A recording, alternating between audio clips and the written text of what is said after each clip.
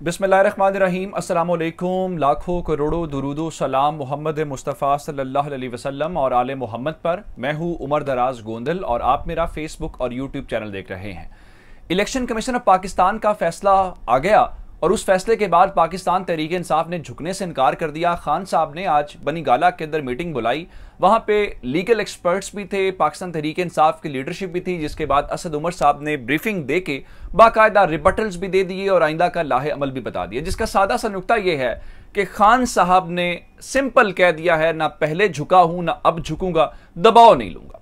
अब मकसद तो दबाव में लाना था। जिस तरह अरशद शरीफ साहब ने आज इंकशाफ किया है कि जब ये सारी गवर्नमेंट गिराई जा रही थी, खान साहब को उस वक्त भी धमकी दी गई थी, आप बाज आ जाएं, अगर आप बाज नहीं आएंगे तो, और अगर आप दबाव में नहीं आएंगे तो हम आपको सियासत से नॉकआउट कर देंगे। मैं आपको मुसलसल बता रहा हूं minus Imran Khan formula, minus Imran Khan formula. और दूसरी सूरत में आपको मैं ये बता रहा हूं कि नवाज शरीफ की वतन वापसी का फैसला हो गया है। ये सिर्फ और सिर्फ इमरान खान को दबाव में लाने के लिए और निगोशिएट करने के लिए सारा खेल खेला जा रहा है, ताकि नवाज शरीफ वापस आए और इमरान खान कहे हाँ ठीक है, नवाज शरीफ की भी डिस्क्वालिफिकेशन खत्म करो, और इमरान खान को डिस्क्वालीफाई कराया जाए और फिर इमरान खान को कहा जाए हाँ सबकी डिस्क्वालिफिकेशन खत्म कर देते हैं, जिसमें नवाज शरीफ की भी खत्म करते हैं, इमरान खान साहब आपकी भी करते हैं और जहांगीर खान तरीन की भी करते हैं। लेकिन वो बिल्कुल झुकने को तैयार नहीं है। खान साहब ने दबाव मुस्तरद कर दिया वाज़े तौर पे, और पाकिस्तान तहरीक इंसाफ इस सिलसिले में इस्लामाबाद हाई कोर्ट जा रही है, 2 पिटीशन फाइल करने जा रही है। एक तौहीन अदालत की दरखास्त है, जिसमें इस्लामाबाद हाई कोर्ट ने कहा था कि आप शो कॉज से ज्यादा कुछ नहीं कर सकते, बाकी चीजें करने का आपका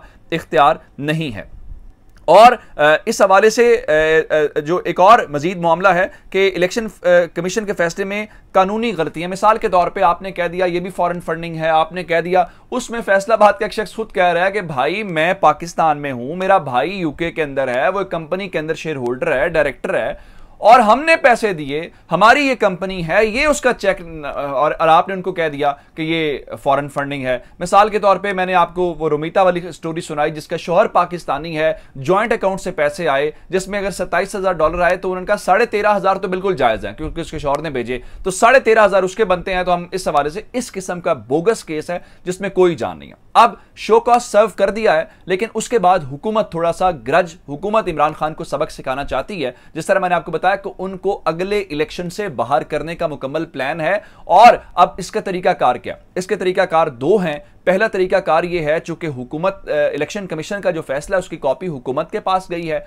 और यह कहा जाए जी फॉरेन एडेड या फॉरेन फंडेड पार्टी है, यह पहला मसला होगा डिक्लेरेशन देने का कि विफाकी हुकूमत यह कह देती है कि पाकिस्तान तहरीक इंसाफ को बाहर की हुकूमत जो है या बाहर की कंपनीज या बाहर के लोग फंड करते हैं, तो यह पहला मौका होगा। और उसके बाद अगले मरहले के अंदर पाकिस्तान तहरीक इंसाफ के ऊपर मुकम्मल बैन लग जाएगा और सुप्रीम कोर्ट जा सकते हैं। 3 इस वक्त मुख्तलिफ ऑप्शंस हैं जिसके ऊपर वो गौर कर रहे हैं। लेकिन मैं आपको ये बात बताऊं, ये उससे पहले एक और गंदा खेल खेलने जा रहे हैं। ये गंदा खेल क्या खेलने जा रहे हैं? ये सिर्फ तासुर देने की, प्रोपेगेंडा करने की, अपने लोगों को ये पैगाम देने की कि हम खान साहब के हवाले से ये काम करने जा रहे हैं। खबर इस वक्त ये है कि आज चूंकि हुकूमती इत्तेहाद की मीटिंग हुई वजीर आजम हाउस के अंदर, उन चेयर्स के ऊपर आज फजलुर रहमान बैठे हुए थे जहां पे पाकिस्तान की विफाकी काबीना के अफराद बैठते हैं, और आज पहली बार इनके चेहरों के ऊपर मुस्कुराहट थी और दुआएं थी। आज इलेक्शन कमीशन के फैसले में कुछ नहीं है, लेकिन मैं आपको एक बात जरूर बता दूं कि इन्होंने एक बेस और ग्राउंड बना के पीडीएम को जरूर दे दी है ताकि अगले इलेक्शन के अंदर इमरान खान को आउट किया जाए। अब फैसला क्या किया है? फैसला यह किया गया है विफाकी काबीना ने इमरान खान समेत पाकिस्तान तहरीक इंसाफ की लीडरशिप के ऊपर पाबंदियां आयद करने का फैसला हो गया।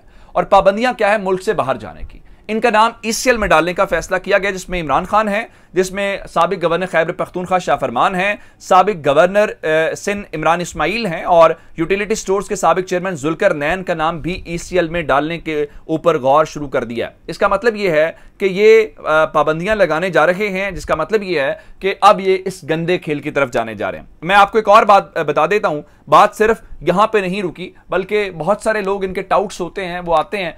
अब 62(1)(f जो है वो ताहयात नाअहली की बात करता है कि कोई शख्स अगर सादिक और अमीन नहीं रहता, जिस तरह नवाज शरीफ को 62(1)(f के तहत लाइफ टाइम डिस्क्वालिफिकेशन हुई, और उस बुनियाद के ऊपर इलेक्शन कमीशन ऑफ पाकिस्तान के अंदर एक दरखास्त दायर कर दी गई है या दरखास्त दायर करवाई गई है। ये दरखास्त जी अम तरक्की पार्टी के चेयरमैन है मोहम्मद फाइक शाह, उनके मुताबिक इमरान खान ने झूठा बयान हल्फी, हालांकि खान साहब ने बयान हल्फी नहीं दिया, बयान हल्फी दिया शहबाज शरीफ ने अदालत के सामने। क्या था कि मेरे भाई नवाज शरीफ को मुल्क से बाहर जाने दो, ये वापस आएंगे, मैं आपको बयान हल्फी देता हूं। नवाज शरीफ तो वाकई वापस नहीं आए। क्या उस बयान हल्फी के ऊपर शहबाज शरीफ डिस्क्वालीफाई हो सकते हैं, या आपने डिस्क्वालीफाई किया है? इमरान खान ने तो सर्टिफिकेट दिया है, उसकी बुनियाद के ऊपर तो वो डिस्क्वालीफाई होते ही नहीं है।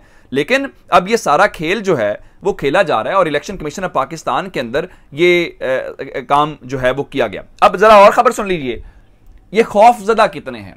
11 अरकान के इस्तीफे पहले मंजूर हुए, 11 के मजीद करने वाले हैं। आज शाहिदा रहमानी ने करारदाद पेश की असेंबली के अंदर कि जी 4 अरकान है पाकिस्तान तहरीक इंसाफ के, ना उन्होंने इस्तीफा दिया है, ना वो 40 रोज से कौमी असेंबली के अंदर आए हैं, तो उनको डी सीट किया जाए। जिसके अंदर एक तो साले मोहम्मद खान है, गुलाम मोहम्मद लाली है, मियां मोहम्मद सोमरू हैं और गुलाम बीबी भरवाना है जो इधर फैसलाबाद वाली साइड जंग वाली साइड से। अच्छा, अब इस सारी सूरत हाल, भाई वो तो इस्तीफे दे रहे हैं, आप उनके इस्तीफे कबूल नहीं कर रहे और आप जो हैं इन सारी चीजों के ऊपर लगे में। उधर हुकूमती इत्तेहाद के अलावा नवाज शरीफ वैसे बेचारे बीमार हैं, लेकिन आज जैसे ही फैसला आया तो वो बाहर आए हैं। उन्होंने जजेस के नाम लेके, जिसमें जस्टिस खोसा का नाम लिया है, जिसमें जस्टिस शेख अजमत सईद साहब का नाम लिया है, जिसमें साकिब निसार साहब का नाम लिया है, उनको कहा है कि वक्त आएगा आपको हिसाब देना पड़ेगा। अब मुझे ये बताइए, कौन से मुल्क में ऐसा होता है कि आप जजेस को इस किस्म की धमकियां दे सिर्फ इसलिए कि आपकी मर्जी के फैसले नहीं दिए गए, इसलिए कि आपकी चीजों को बेनकाब कर दिया है? फिर हुसैन नवाज आज ट्विटर के ऊपर एक्टिव, ये हुसैन नवाज तो वही शख्स है ना जिसको अदालतों ने बुलाया था और इसने कहा था मैं बरतानिया का शहरी हूं। भाई अगर ये बरतानिया का शहरी है तो ये पाकिस्तान की सियासत के अंदर नाक क्यों घसीट रहा है? हमें सवाल करने का हक है और हम ये सवाल करेंगे। अच्छा, एक और बात जरा सुन लीजिए, आज इलेक्शन कमीशन ऑफ पाकिस्तान के फैसले के बाद दर्जन से जायद हुकूमत की जानिब से प्रेस कॉन्फ्रेंसेस की गई हैं। अगर आप में हिम्मत है तो पाकिस्तान तहरीक इंसाफ पे लगाएं पाबंदी। आप जो काम इलेक्शन कमीशन नहीं कर सका आप करके दिखाएं जरा, और उसके बाद जरा आप अवामी रद्देमल देखें, उसके बाद आपको अंदाजा हो जाएगा। और इमरान खान को इन चीजों की परवाह नहीं है। आज एक और काम किया गया, पंजाब के अंदर काबीना 18 रुकनी मंजूर की गई, अच्छी बात है। खुर्रम विर्क साहब को कानून की मिनिस्ट्री मिल रही है, अली अफजल शाही हैं, कुछ नए लोग नजरियाती तहरीक इंसाफ ने ऐड किए हैं। उसमें काफ लीग के किसी शख्स को मिनिस्ट्री नहीं दी गई।